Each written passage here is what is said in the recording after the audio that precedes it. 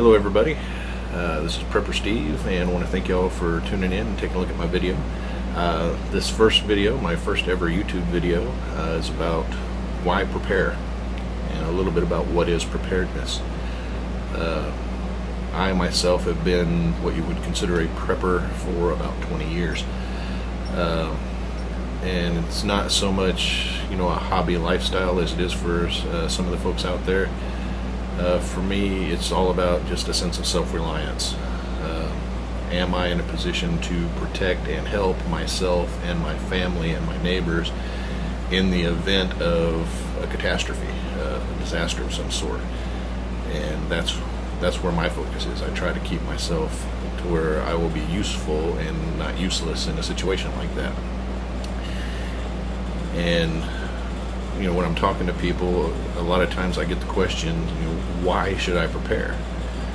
And that's a good question, especially here in America, where we have a huge sense of security, and rightly so. I mean, we have the biggest and best military force on the planet. We have the best government on the planet when it comes to helping people. I know a lot of you might disagree with that, but look around at the rest of the world and you'll see that I'm correct on that. For all of the faults that our government has, it does do the best job of taking care of people of any government out there, especially when you consider how many people we have in this country. So we get this sense of security. We have law enforcement on the local, city, county, state, federal levels. I mean, we have tons of law enforcement. There's lots of reasons out there for people to feel secure here in America. And so the question comes up, well, why should I prepare if we have all of these? And my answer to that is, look at the situations where, with all of that security that we have, it failed. Because it happens. And here where I live, in Oklahoma, one of the things that we deal with pretty regularly is tornadoes. And when we have a tornado, though it may be devastating and very severe, it's typically very small geographically. It may, for those people that are directly affected, I'm sure it's a travesty, and it's devastating, but the amount of people affected is usually relatively small compared to some of the other things that go on. But in the event that we have several tornadoes, or big tornadoes, you see a little difference in response. Typically, here just a couple of years ago, there was a pretty big tornado just a couple of miles from where I live, and it devastated some small communities. It really tore through and really destroyed some stuff. And the response was amazing. It was just a matter of hours, and other citizens from the area were showing up with food, water, blankets, clothes, anything to help these people that their homes were destroyed, digging through rubble, pulling people out, doing things like that. And this wasn't the government doing this. This was just the local community coming together and helping out. And of course the government did show up, and law enforcement showed up, ambulances, the government did show up and did help out. And in situations like that, you can rely on that pretty well. But if there were several tornadoes affecting a much larger area, you're not going to be able to rely on that as much. A good example is Hurricane Katrina. A lot of people talk about Hurricane Katrina, and that's one of the things that I point out when people say, why should I prepare? Well, yeah, we have a great government, we have a great country, we have a lot of responders, but there's a lot of political red tape, there's a lot of stuff that has to happen, and the bigger the situation is, the harder it is to mobilize and get things where they need to be. For instance, it took FEMA 3 days to get water to the Superdome. That's a good example of what I'm talking about. And that was just a hurricane. So, granted, it was bad, it was huge, and it devastated a lot of people.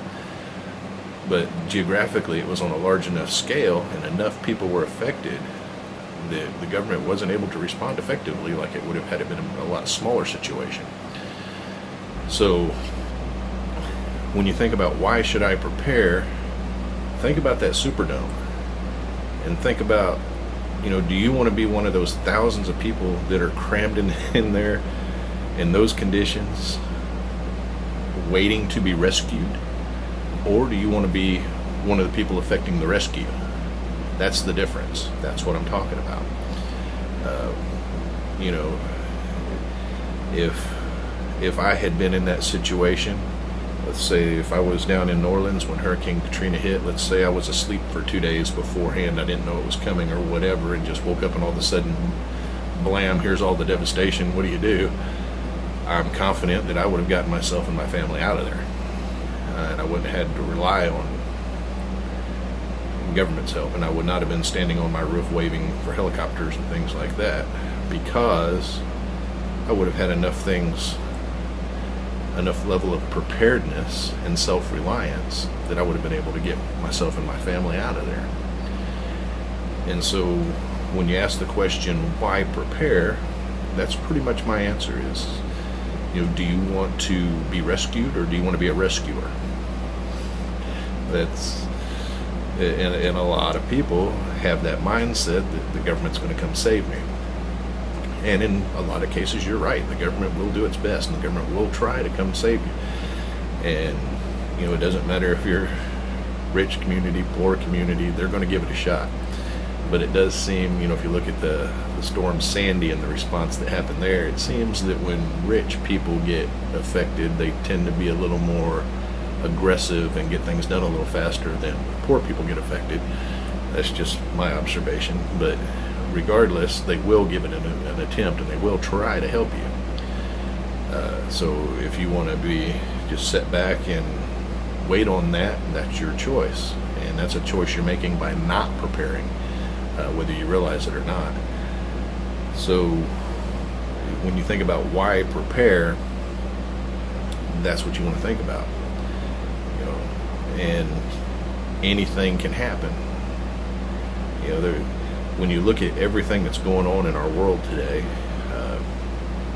economically, agronomically, look at what's going on with food, the ability for us to grow, produce, and put food on the shelf at the grocery store. Look at what's going on there. You'll be surprised. And the rising cost of groceries. Take a look at what's been happening at your grocery store. I'm sure you've all seen it. The price of groceries is going up, and it's not going to stop. So in a large-scale catastrophe, like you see, every now and then we get blizzards here in America, or we get hurricanes, or anything that affects a large geographic area and many, many people, you see things happen. The grocery stores get emptied out. That happens really quick. So if that crisis lasts more than a few days, what are you going to do? You can't drive to the grocery store and get you something to eat because the shelves are all bare and the windows are all broke and the grocery store is closed down. So if something like that happens and it's a situation that's large enough that the government response is hindered, or maybe there's enough different things going on at one time that it hinders the government response, what are you going to do? How are you going to make sure that you and your family are okay? The answer to that is just be prepared. And there's different levels of preparedness. And that's when you think about what is being prepared, what is preparedness. I like to think of it as whatever happens, I want to be prepared for that. And an analogy I use a lot is the zombie apocalypse. Now, do I honestly believe that something is going to happen and turn a huge chunk of our population into mindless, brain-eating zombies wandering around killing everybody? I don't think that's going to happen, and I think that the likelihood of that happening is very small. But I use that analogy as if you're prepared for a zombie apocalypse, you're prepared for about anything. So no matter what happens, you have a fighting chance and the ability to get yourself and your family taken care of. Whether that means bug out, leave, go somewhere else, hunker down where you're at, wait it out.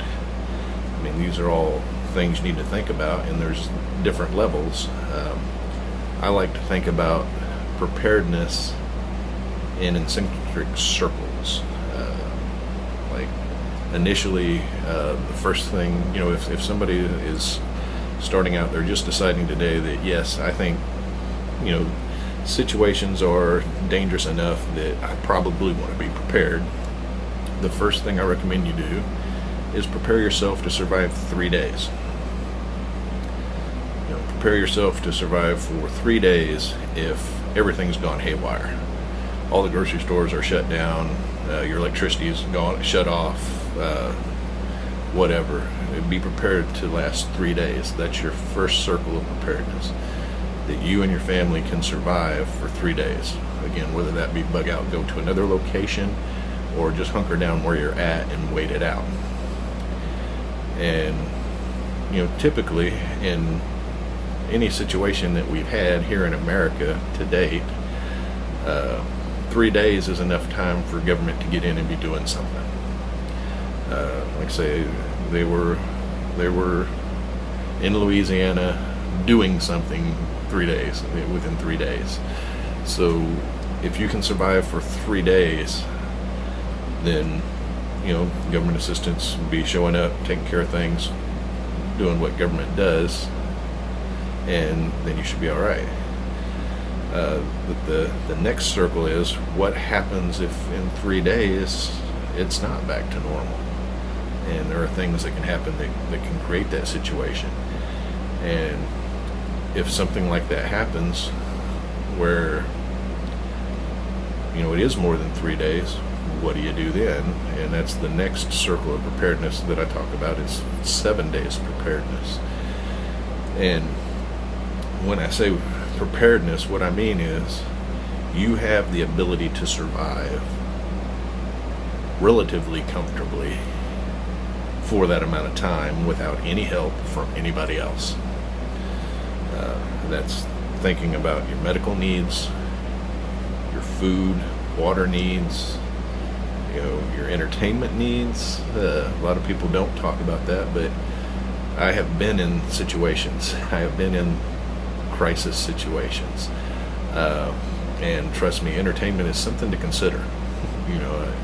It's something you want to at least have some thought about and have something to keep you entertained, especially if you have children, keep your family entertained.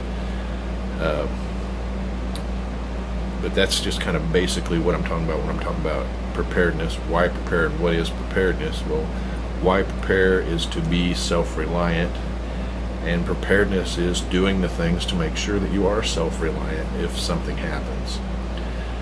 This has been my first video, so feel free to put any comments on there or questions, anything. I look forward to seeing it. I hope you guys enjoyed it, and I've got plans to do some more of these, talking about different subjects, and hopefully you guys will keep watching. Thank you.